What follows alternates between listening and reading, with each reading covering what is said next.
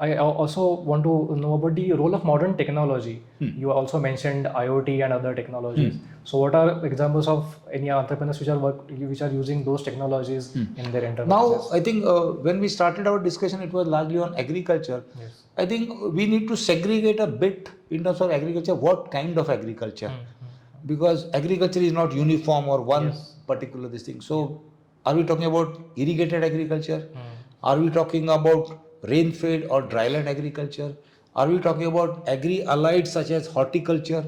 Are we talking about poultry and dairy? In the coastal area, are we talking about fisheries? Or are we talking about floriculture, the flower and the kind of thing? The last couple of years, you would also have noticed that exotic vegetables, fruits and vegetables, that's a new kind of a thing. So I would call all this under the broad umbrella of agriculture. Sure. Now, if one is seeing technology, technology of course encompassing many of these sectors. It's just not agriculture. But in my limited interactions in the field, probably those who are little bit resource endowed, those who have assured irrigation, where land size is more than the minimal, so probably 5 acres, 7 acres, those who have a little bit of resources to invest, technology is coming in a big way. So I would be a little bit cautious in saying that technology is affecting and impacting each and everyone with the same kind of a depth.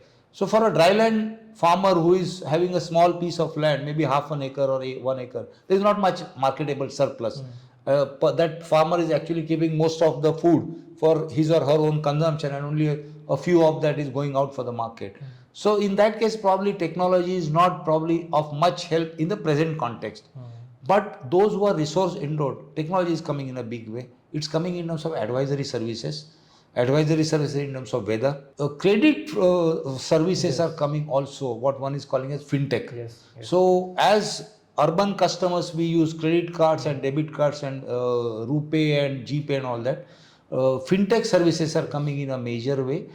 So if I am a financial service provider, the moment and I have a KYC, which is an Aadhaar card, a bank account, and I have a proper land record, probably agri credit is almost available at the touch of a fingerprint. Touch of a fingerprint may be a little bit of exaggeration, but gone are the days when I have to sort of wait for 10 days, 20 days to move up and down to visit the nearest bank branch. Many of the financial service companies, including the banking correspondents of the nationalized banks or the public sector banks, are coming right into the village. So fintech is one major kind of a technology intervention that is helping. The third one is insurance. Though I must also say again, based on my understanding and whatever one is reading, that insurance and crop insurance is still not a done deal. There are a large number of imponderables there.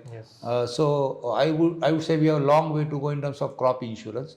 The fourth is in terms of the market linkages, and especially the pricing information, what in economic terms you would call as information asymmetry. I think when I grew up and in college, probably All India Radio was the only medium, and every day at 7 o'clock in the morning and 7 o'clock in the evening after the news, they would announce this Bazar Bhav, as they call it, rates, market prices, etc., etc. From that, and of course, some of those updates you will get in the newspapers. But now, almost on a real-time basis, farmers are getting aware of market rates, prevailing market prices, and in some situations, especially when they are non-perishable commodities, are able to sort of take appropriate decisions. Again, I will give an example which I actually witnessed. This is a group of, again, onion farmers, very well market savvy and educated and quite aware. So I had been to one of the field visits, and loading, the harvest was done, the loading had happened, and the small size truck, what they call as a mini truck, was ready to reach the APMC. So here comes this group head or the leader of that small informal farmer club, and he calls Washi APMC. क्या price चल रहा है? So onion price in Washi Mandi near Navi Mumbai, XYZ price was going on. Then he calls his Bangalore contact, and he says, Bangalore में क्या price चल रहा है? And he gets another price. Of course, there is a price difference in what is being offered in Washi and what's being offered in Bangalore that day. He just gets into a little bit of a small huddle, talks with 3 or 4 farmers whose output together they have sort of collected to be transported, and they decided let's send it to Bangalore market because Vashi market is not paying well.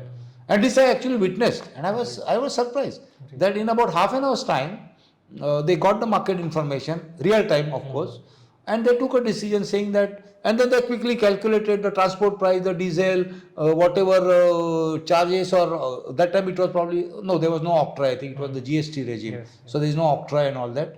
And they calculated that time the truck would reach, the small vehicle would reach, and it so happened that they said, okay, we are going to get 18,000 or 20,000 more if instead of Vashi, the truck travels for another 12 hours on way to Bangalore. Yes. So this is this information, this thing. Yeah. The last, not the last, there would be many such things would be coming, is the e-market. E-market, similar to the stock market, ENAM as they Online call it. markets, yes. Then I would say it's not applicable to all agri commodities. Not all are able to participate because you need certain volume. There's still more awareness to be done. Good number of farmer producer organizations are getting into it. FPCs are getting into it, but again for selected commodities. But if the country makes certain progress in that, probably e-markets or ENAM would also be a better way where one is seeing the intervention of technology into it. Certification we talked about earlier. Yeah. I think with this barcode and all this, traceability is a new element that is coming in. So even I might be sitting in a far off place in, let's say, Punjab or Coimbatore, I'm able to actually see the journey of the product, the agri commodity, right from the farmer up to my table. Yes. So there is a barcode.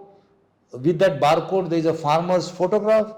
In some cases, I have also seen for exclusive, a little bit niche agri commodities, actually the mobile number of a farmer. So if I want to check where this broccoli has come in, I could talk to that farmer in Igatpuri or farmer somewhere near Sangli and say that, okay, I am so and so, and I would be able to establish a direct connect. So this again, barcode, the traceability is again an example of technology. Warehousing, of course, new technology is coming in terms of warehouse receipts. So again, there it might not be a nano enterprise. It would be medium to large because you need to have a basic storage volume. But e-receipts or e-warehouse receipts is a big thing that's happening in the country in the agriculture sector. So again, warehouse receipts done through this electronic route facilitate more working capital for the farmers. And as and when one wants to actually get rid of in the sense one wants to sort of offload the commodities depending on the price, that's also possible almost at a click of a mouse.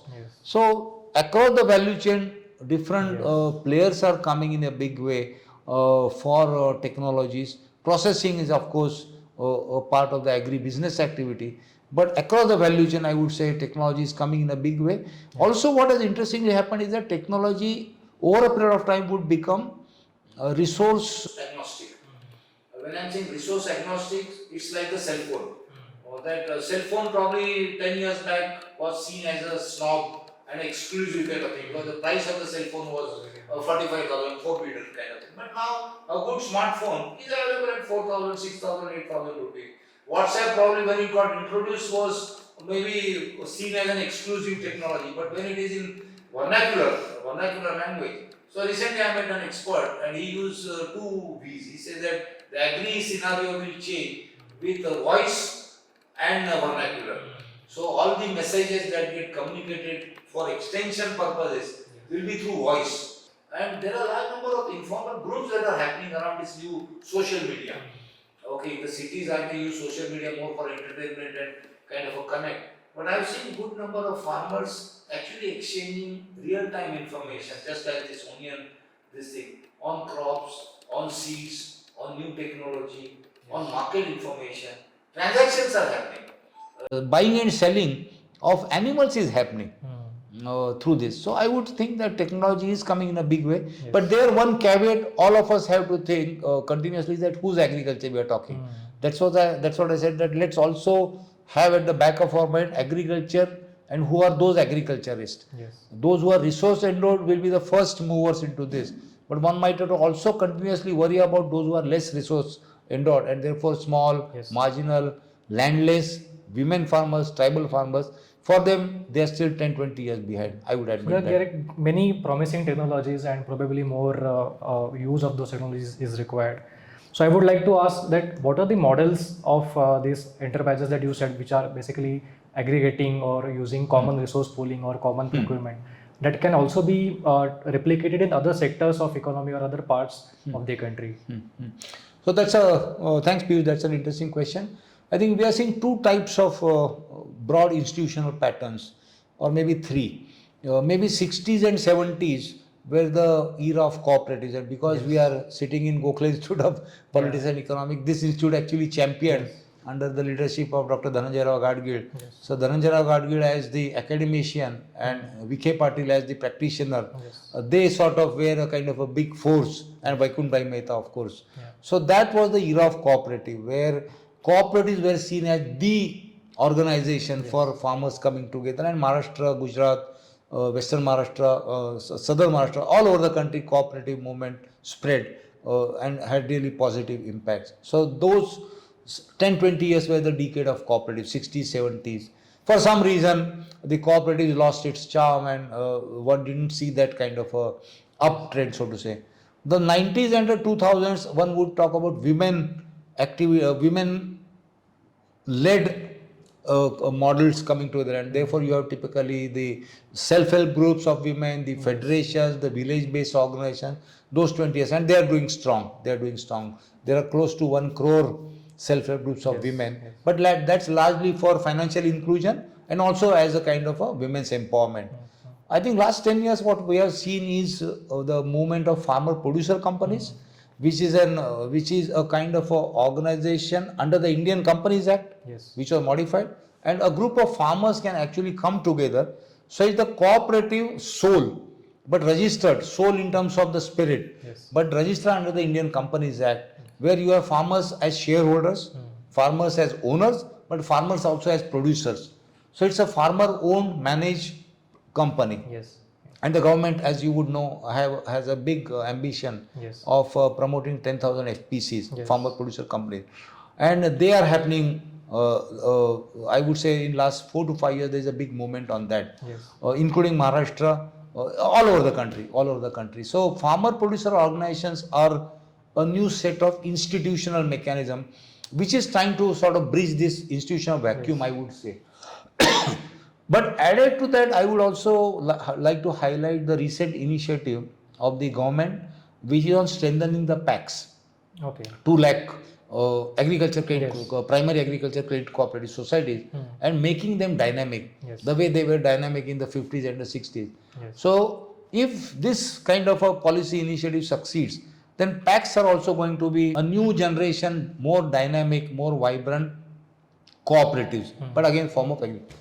The third group of stakeholders, if I may use the word, is a new breed of agripreneurs. And this is not a word that I have coined, it has been there. So a new generation of young, educated agriculture graduates, or even those who are not formally educated in agriculture but want to do something in agriculture, are coming forward.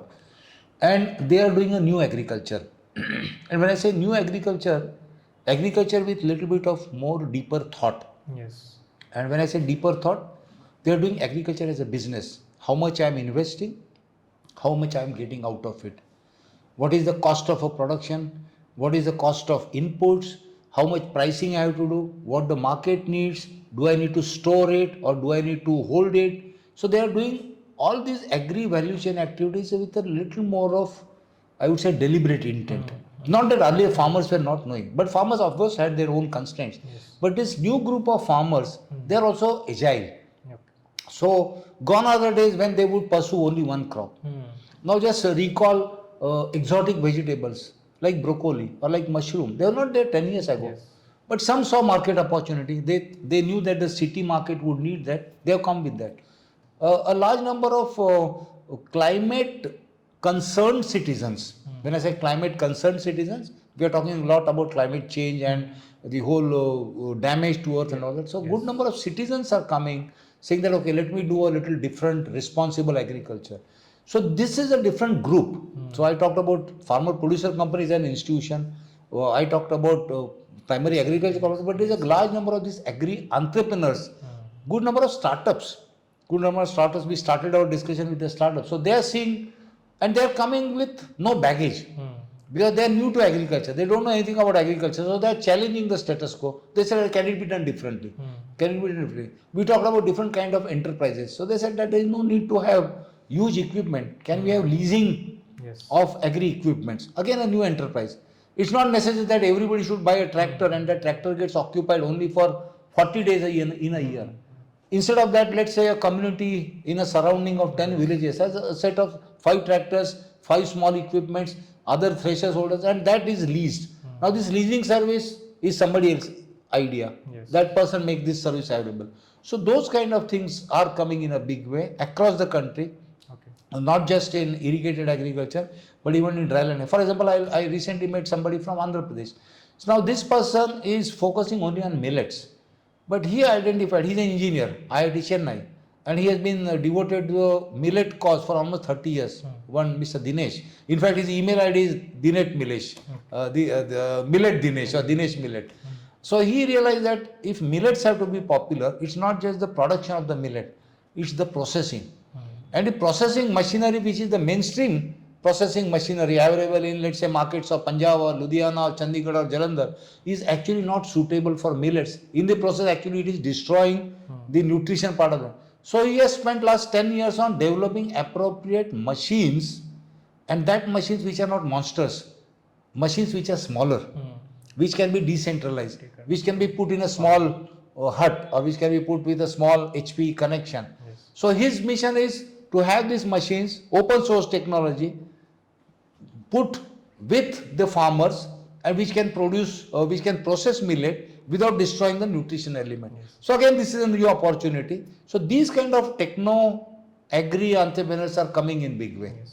So you also mentioned about the government policies like 10,000 FPOs and promoting APCs. So what would be your policy recommendations going forward to develop such kind of enterprises and support them in their growth? Two things that come to my mind. I think Mudra is a great initiative. Mudra is a great initiative that the present government has sort of undertaken, and it's doing well on ground. What one has seen, and this is not just for agri entrepreneurs, but general for the entrepreneurship, and you can sort of check with your other colleagues and experts also. In the entrepreneurship literature, we are always talking about the missing middle. And that missing middle is anything between 5 lakh to 5 crore. Let me expand on what is this missing middle. When I start any enterprise, I have my own capital. I borrow from my friends, relatives, neighbors. And that journey, through that I start little bit of my activity, and I'm starting to see success. The activity leads me to success, and I hope that this will succeed. Now comes the stage of the missing middle. At that stage, maybe about after a year or so, when I need to expand, when I need to grow, I don't have a good balance sheet yet to show. But I have proof of concept. I have worked on ground. I have some idea. I have identified a market niche or a market gap. I have responded to that. Some sale has happened. Some cash flow is there. But I need infusion of capital. And that capital is missing, what we call as the missing middle. And I don't need 500 crore. I don't need 50 crore. What I need is 25 lakhs, 50 lakhs, maybe a crore. I need to construct a small shed. I need to have 2-3 more employees. I need to have maybe 5 lakh of working capital. So this missing middle, this number is not a kind of a figure that has come out of my head. A lot of people have done research on this. So this missing middle is consistently there in our system for a large number of years. This is for small scale industrial enterprises, small scale agricultural enterprises, and so also nano and micro enterprises. So Mudra to certain extent is responding to that need, but banks are still not willing. And when success comes, everybody is going to chase me.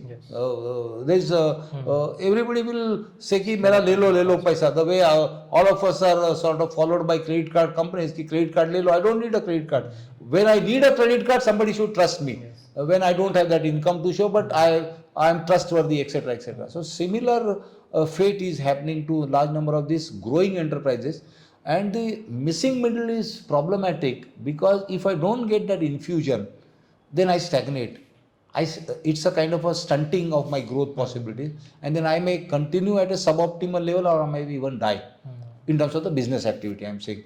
So that infusion of capital is an important thing, and banks have schemes, financial institutions have schemes, but I think one needs to sort of focus more on this particular missing middle as to how this actually should be addressed, because that's a large this thing. Because in entrepreneurship research also you would have noticed that the fatality, the kind of those who don't survive beyond 2-3 years is a large number. So many startups come and they sort of fade away. But I'm going beyond startup. I'm talking about these existing, ongoing entrepreneurs who need smaller infusion of capital with little or limited paperwork, more trust-based and person-based lending, not on balance sheet-based lending. And that, if it is done for, and agriculture is again a seasonal activity, all of us know that. So if I spend 3 months time in processing, my Rabi and Kharif are not going to wait for me.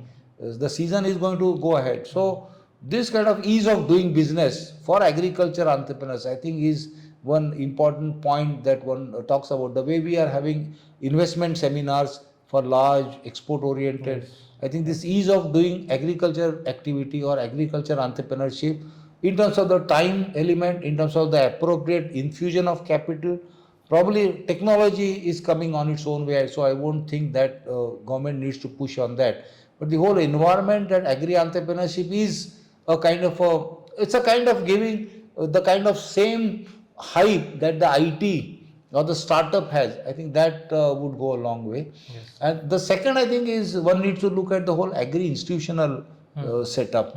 And there, I think there's a need for agri extension version 2.0 or whatever you call it. Because many of the institutional network that we have in the country did a great job during the Green Revolution time, the 60s, the 70s, the 80s, the KVKs, the agri institutions, the agriculture colleges. But times have changed. As we talked about the new environment for agriculture, and many of these institutions are not coping up with the challenges that are coming. Many of them are understaffed. Many of them do not keep up with the latest technology. Faculty resource is depleted.